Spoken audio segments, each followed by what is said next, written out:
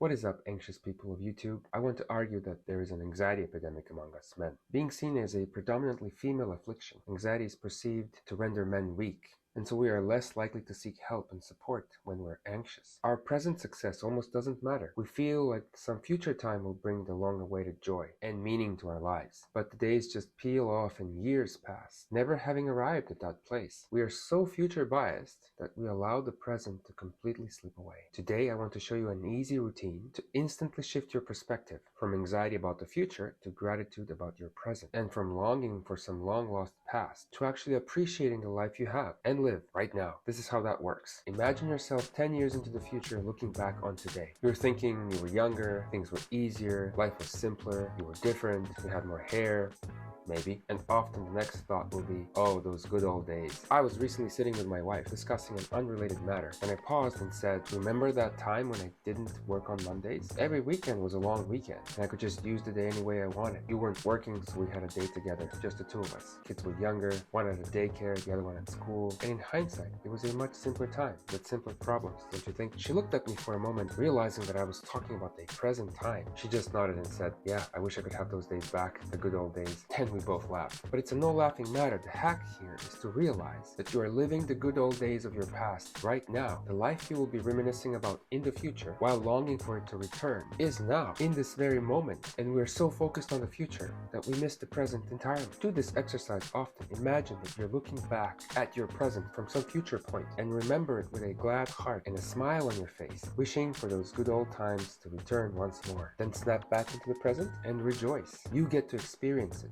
right now. Doing this regularly will remind you of the value your present has, and it will refocus your attention on everything you already have. You will never be your age again. You will never be you the way you are now, ever again. You have this moment. Don't miss it. And don't miss to subscribe either. And I'll catch you guys in the next one.